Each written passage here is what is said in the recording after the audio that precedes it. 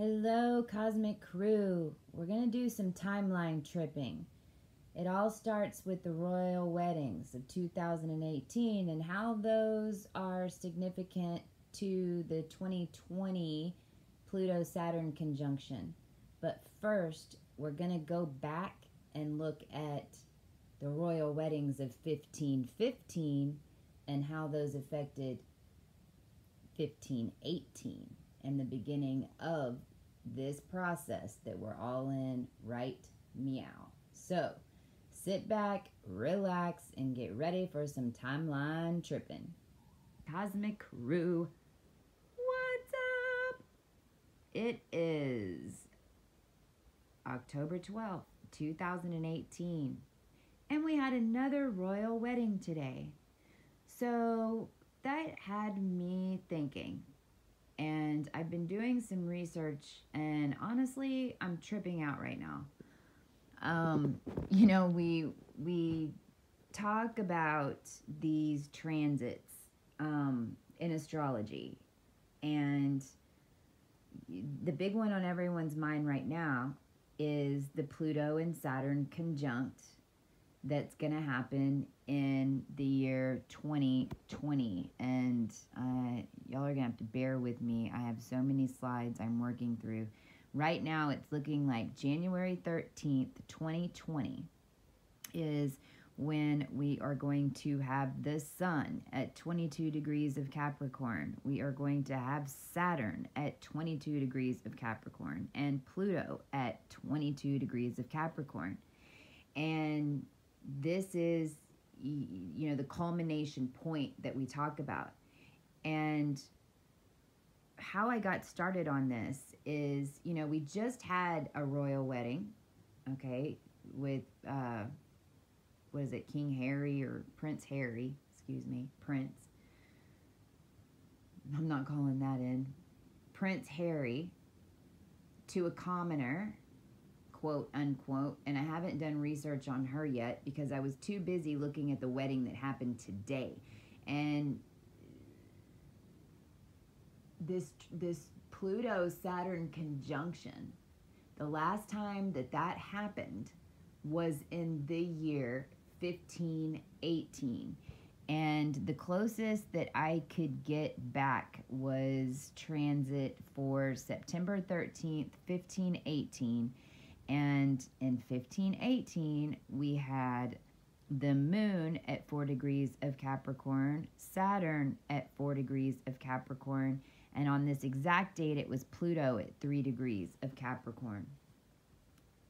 We also had Jupiter at 1 degree of Libra, Mercury at 1 degree of Libra, and the Sun was right behind at that 29 degree Virgo mark, okay?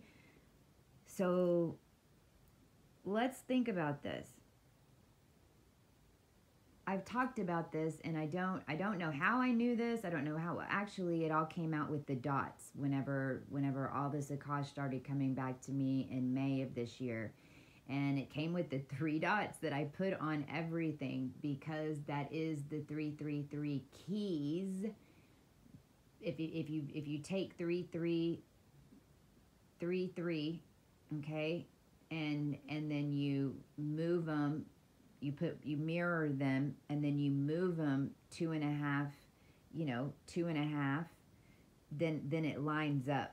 And that's where I got started with this. But long story short, ever since then, whenever there's a significant transit, I always know to look at 2.5.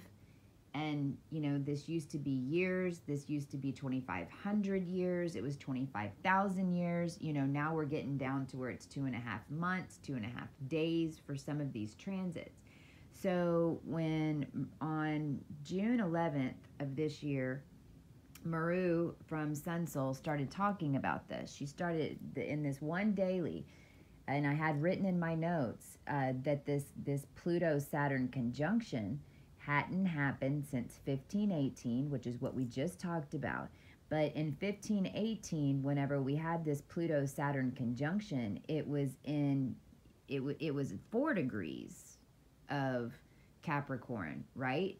It was in the lower decan. So now we fast forward to 2020, and we're going to have this conjunction at the higher, the higher decan at 22 degrees. So when she started talking about 1518, I even sent her a message because I knew 2.5. Okay, let's go back 2.5, and so I did.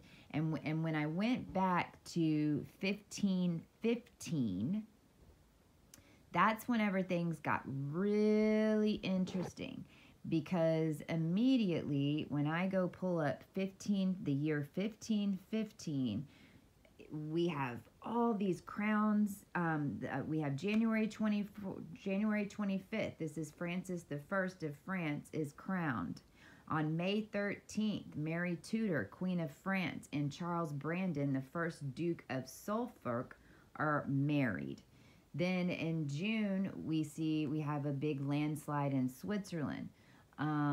We go down July 22nd, that we have a double wedding.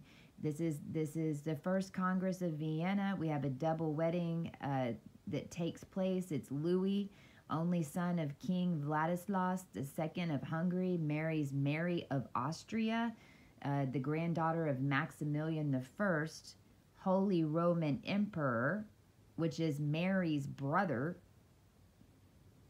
And then Archduke of Ferdinand marries Vladislav's daughter, Anna. Okay, so that's a crowning, 3 royal weddings. Then we've got, some other things. This is the Battle of Maragnano. I don't know how to say that. The army of Francis the First. And, okay, so, and then we have some other, it looks like we've got Thomas Wolsey's and is invested as the cardinal. And then he's also, less than about a month later, he's also named the Lord Chancellor of England, right? Okay, I'm going somewhere with this. We also have Ottoman Sultan. We have some Egyptian stuff going on, okay? So all this happened in 1515. Now, when we talk about, and I think now we're all seeing these timelines and how this works, and when we talk about we're resetting a timeline right now, and we're rewriting it right now, and right now in October, we're going to see a lot of these manifestations come in 6 months.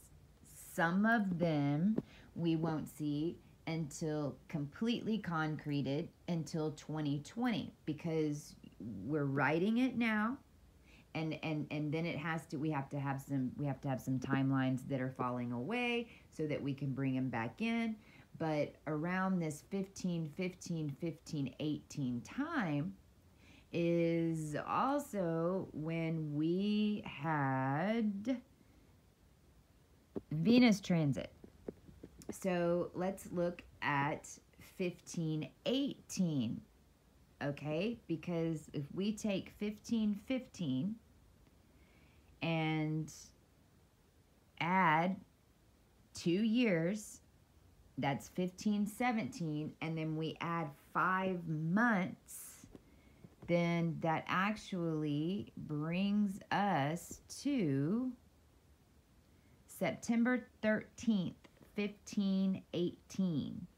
And September 13th, did I get that wrong? Yeah, September 13th, 1518. Okay, so that goes 1515. I add 2.5, and then that brings us to this Pluto-Saturn conjunction. And I actually went off the May date of the May 13th, Mary Tudor, Queen of France, and Charles Brandon marriage is the date that I went off of to get that September date.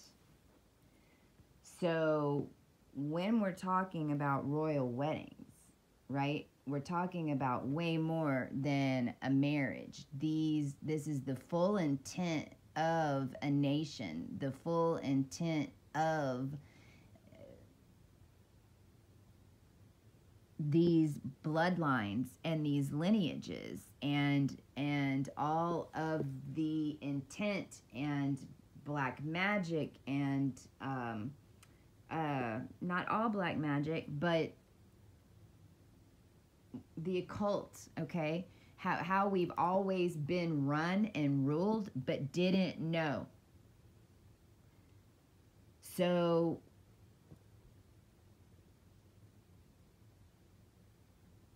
in 1518, so the 1515 weddings were basically concreting the intent of the ruling parties for the rewrite that happened 2.5 years later in 1518. Since they set up these marriages and whoa, we could even, you know, start talking about the other aspects that were going on in 1515. There was a lot of Gemini energy going on, you know, in September 13th, 1515, we had Mars conjunct the first generation Orion star of Betelgeuse. Some of you call it Betelgeuse. I call it Betelgeuse.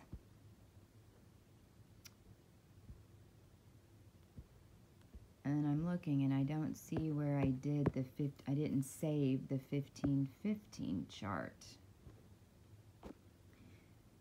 May 13th, 1515 was the day that the Tudor wedding happened. And Jupiter was dead on 20 degrees of Gemini, which is where Bellatrix is, which is the second generation Orion star.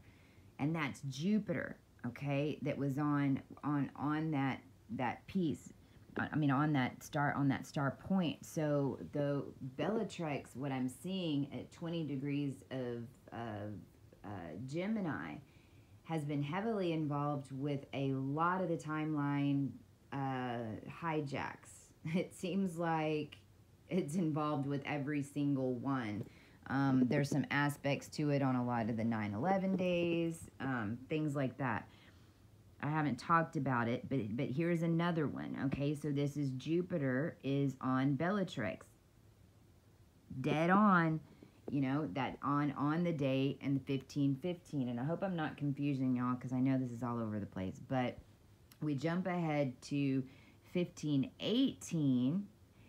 And now let's take a look at what happened in 1518, okay? Because this is the most important part. So recap real quick. 1515, we had all these royal weddings that took place, all right, to set up the conjunction of Pluto-Saturn so that when that Pluto-Saturn conjunction happened, they made sure that they would be able to write the rest of the collective, all right? And this is how we keep getting trapped, and this is what I mean whenever we're talking about they can't create anything else. And it all came down to today because they're trying to do it again, okay? In 1518, we have a whole bunch of bad stuff happen. April 18th, widowed Sigismund, the old king of Poland and Grand Duke of Lithuania. Then we have another royal wedding. Then we have a crowning and the consort of Poland. On May 26th is when the transit of Venus occurs. Now, this transit is the final transit, so it goes 2 pairs of 8-year cycles. Then it was up to after this point in 1518, then we have 121.5, there's that 0.5 again, 121.5 year cycle, and then you add on another 105.5 year cycle, and then we have the next Venus transit. So I mean, this is 243 year cycle that we talk about with the Venus transit. So this is no small thing. So this was May 26th that this happened. just to a reminder, in 2012 is when we had another one of these cycles, and another one will not take place until 2100. Here's where it gets interesting. In 1518, there was a dancing plague. A case of the dancing mania breaks out in Strasbourg, in which many people die from constant dancing. Now let's take a look at this. So the dancing plague, or the dance epidemic of 1518, was a case of the dancing mania. Okay, around 400 people took to dancing for days without rest over the period of about 1 month. Some of those affected collapsed, even died, heart attack, stroke, or exhaustion. This it started on July 1518. One woman, she began to dance. She couldn't stop herself. It lasted between 4 and 6 days. Within a week, 34 others had joined her, and within a month, there were over 400, predominantly female. Okay, so some of them died from heart attacks, strokes, and exhaustion. The plague killed around 15 people per day. However, the sources at Strasbourg at the time of the events did not mention the number of deaths or even if there were any fatalities. Historical documents, including physicians' notes, cathedral sermons, local regional chronicles, and even notes ensured by Strasbourg City Council, are clear that the victims danced. It is not known why these people danced to their death.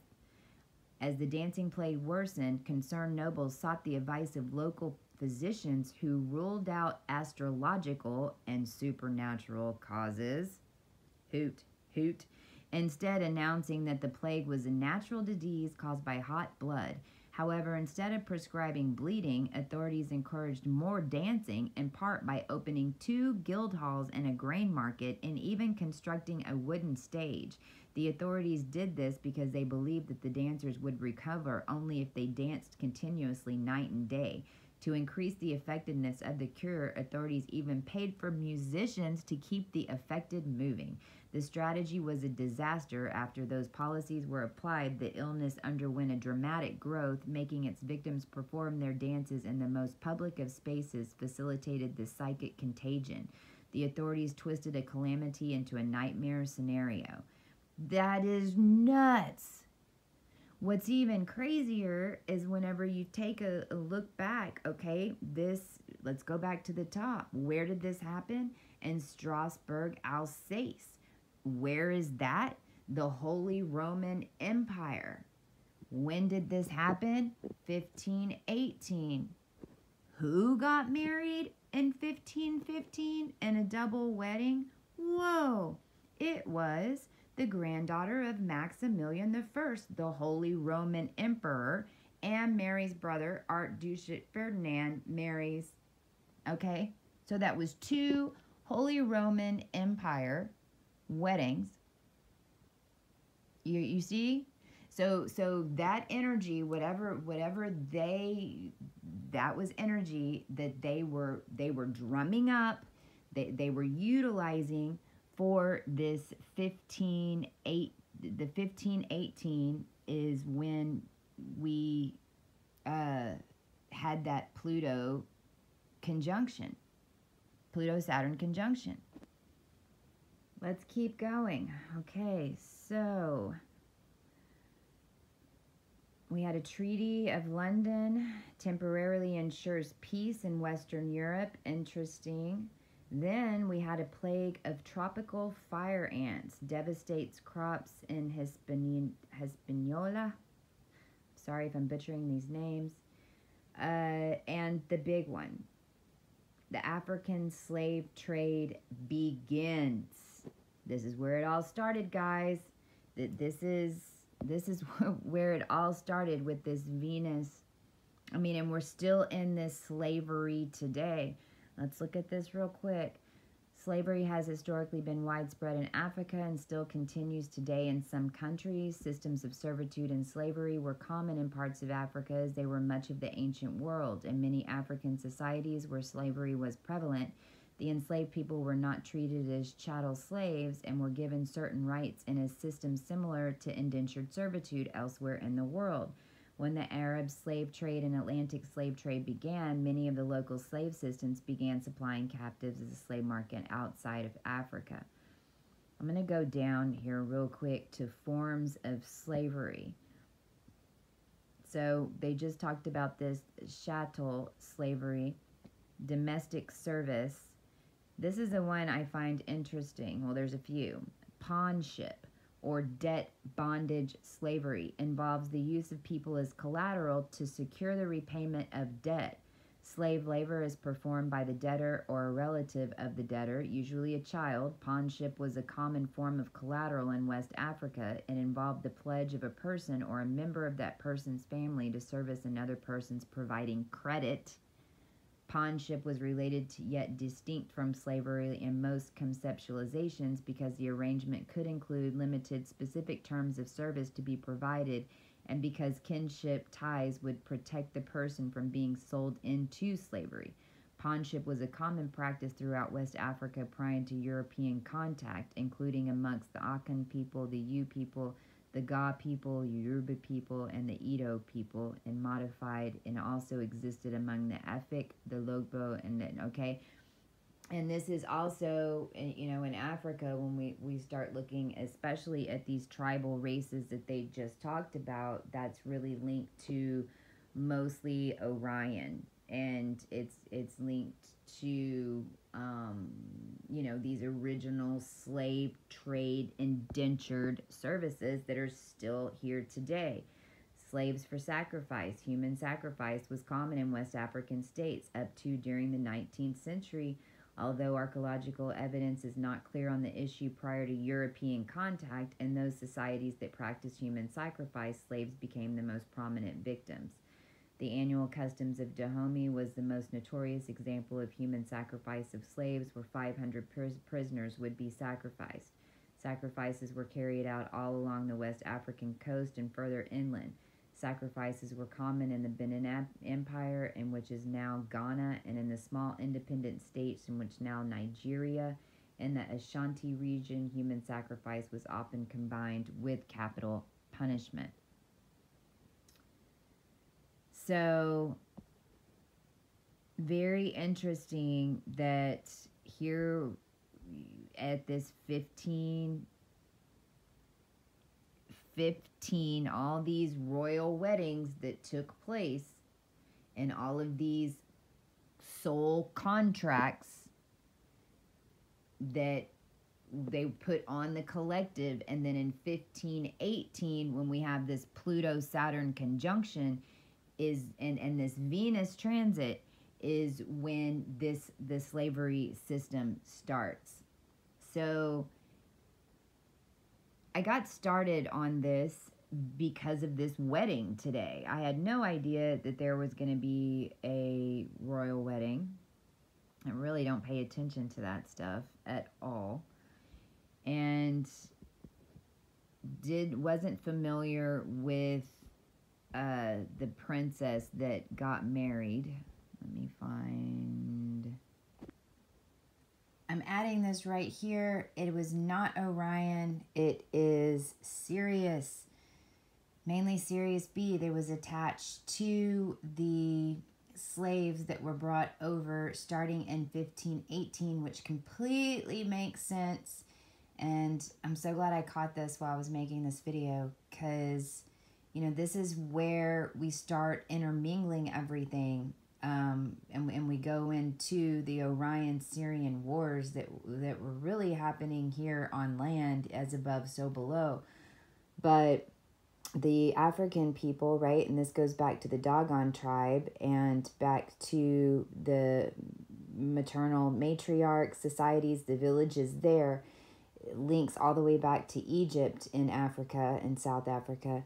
So it is the Sirius star system. Okay, not Orion, although Orion would have been the ones bringing them over, okay, and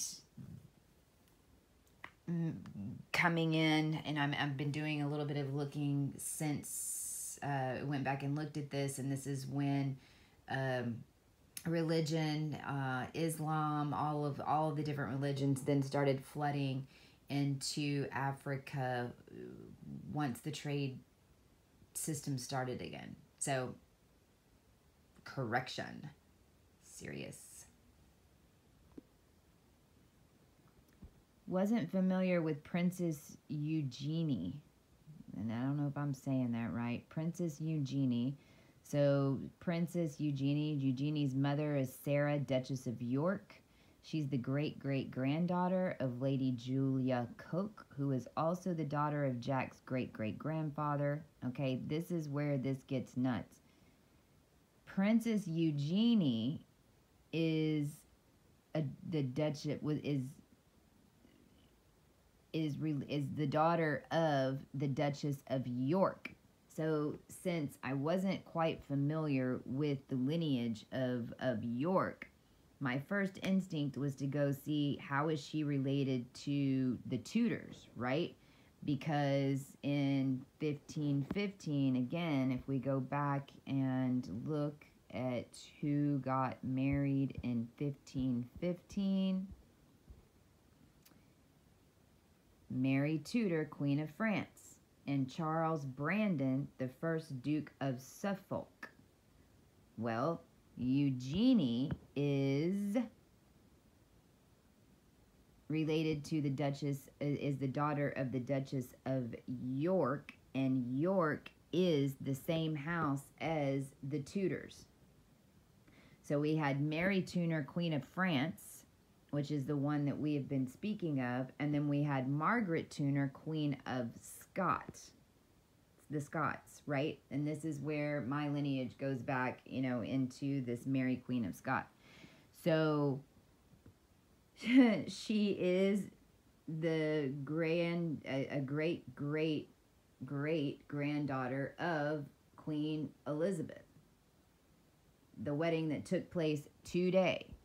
And not only that, but as I started reading earlier, the man that she married